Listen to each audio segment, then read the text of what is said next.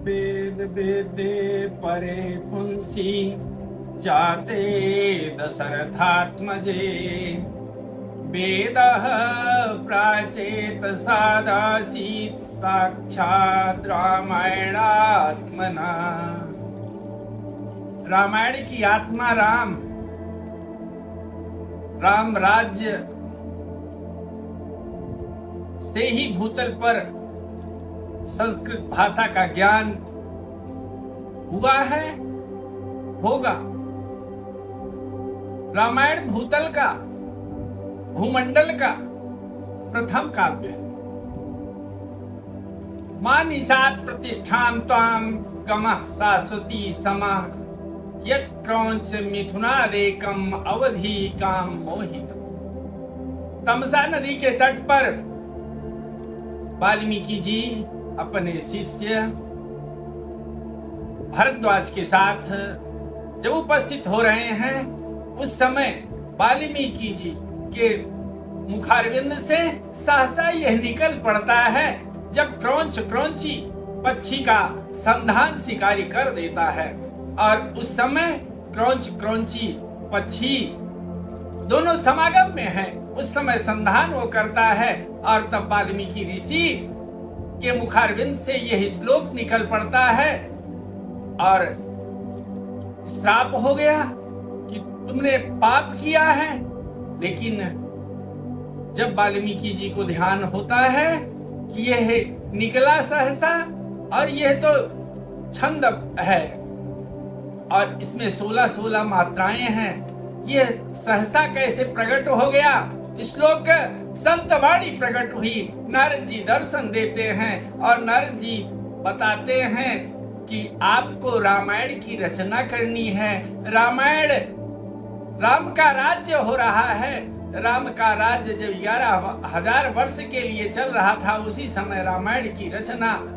आदि काव्य 24,000 श्लोकों का 24 अक्षर का गायत्री मंत्र है और 24,000 श्लोकों का रामायण है। इस समय श्लोकों की संख्या कम हो गई है।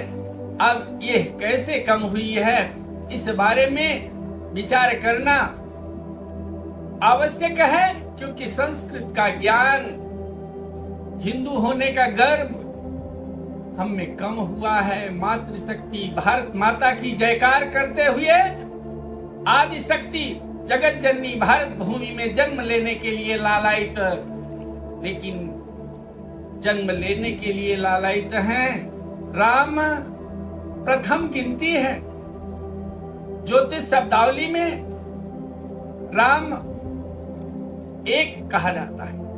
इस संसार में कोई एक है, राम।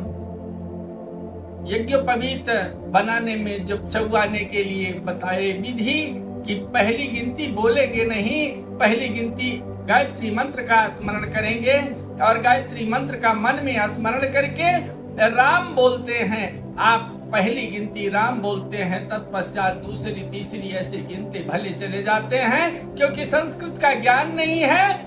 पक्ष कहे 2 होता है, अग्नि कहे 3 होता है। इस तरह से ज्योतिष शब्दावली संस्कृत लेकिन हिंदी से निकली है। हिंदी भारत भूमि की मातृभाषा है, तो मातृभाषा भारत माता की कृपा प्राप्त होगी और भारत माता की कृपा के फलस्वरूप ही राम राज्य से ही संस्कृत ज्ञान भूतल पर प्राप्त हुआ है, व्याप्त है, व्याप्त हुआ है, होगा। ये है संसार तत्व करके उत्पन्न हुआ है। तत्वात् ब्रह्मांड उत्पन्नम तत्वेन परिवर्तते विलीयते च तत्रैव तत्रैव रमते पुनः। यहाँ कुछ बदलता नहीं है। जैसे राम राज्य से यहाँ संस्कृत भाषा का ज्ञान भूतल पर व्याप्त हुआ है, हिंदी भाषा से ही, हिंदी जिनको आती है वह व्योम कहे तो व्योम आकाश होता है, लेकिन अर्थ आकाश होता है। व्योम ज्योतिष शब्दावली में शून्य को कहा जाता है। आज 5वें दिन का एपिसोड वर्णन किया जा रहा है और 5वें दिन गुरुवार की में तीसरे दिन की कथा है। और अयोध्या, मथुरा, माया, काशी, कांची, अवंतिका, पुरी, द्वारावती चैव सप्तैते मोक्षदायिका। 7 पुरी है। प्रथम पुरी कौन है? मोक्षदायिनी अयोध्या, दूसरी मथुरा माया, तीसरी काशी और चौथी कांचीपुरम जो दक्षिणी भारत में है, और 5वीं अवंतिका जहां सूरज की किरण सीधी पड़ती है, जहां गुरु का आश्रम है, कृष्ण भगवान के गुरु का आश्रम। संदीपंत मूकं करोति वाचालम पंगुं लंघयते गिरिम जब कृपा तमहम वंदे परमानंद माधवम। गुरु की कृपा के फलस्वरूप ही, और माता प्रथम गुरु है, लेकिन जब भारत माता की कृपा प्राप्त होगी तभी संस्कृत का ज्ञान प्राप्त हो जाएगा, और संस्कृत का ज्ञान प्राप्त हो जाएगा। संस्कार आप में समाहित है और संस्कृति रीति रिवाज को मानने लगे हैं, रीति रिवाज पर चलने लगे हैं, लेकिन संस्कृत का ज्ञान न होने के कारण आज धर्म अर्थ काम, अर्थात जहां डॉक्टर आप अस्पताल में भर्ती होते हैं तो डॉक्टर नहीं बताते हैं कि अंतिम समय आ गया है, सेवा करने का अवसर है और आप ले जाइए दवा। अंत तक परिवार के लोग की हाँ पेंशन इनकी मिलेगी मुझे, इसके लिए आप कोशिश करें, यत्न करें, जवाब न दें। और गंगा जल अंत में जब ये प्राण तन से निकले तो या तो मुख में तुलसी दल हो, या वृंदावन का थल हो, या तो अपनी जन्मभूमि हो, अथवा मुख में गंगा जल हमारे जो कुल के हैं वो मुख में डाले, या बंधु बांधव लोग मुख में डाले। ऐसी भावना केवल भारत भूमि में है, और भारत माता की कृपा के फलस्वरूप ही राम राज्य जब चल रहा है, तभी तो कोरोना में यहाँ जो अस्पताल में गया और अस्पताल भेज दिए गए परिवार के कारण, कि परिवार अपना मोह छोड़ करके कि हाँ हम बचे रहें, यहाँ कोई अपना नहीं है, लेकिन स्वार्थ के कारण जुड़े हुए हैं। ऐसे स्वार्थ में परिवार वाले अपने आप को बचाने के लिए जिनको अस्पताल भेज दिए वे चले ही गए। कोरोना में उनकी ही मृत्यु अधिक हुई है जो जिनको परिवार वाले छोड़ दिए, और जब परिवार वाले छोड़ दिए तो वे चले ही गए, और जो घर पर ही रहे, घर पर साहस बना रहा, जो डरा वो मरा।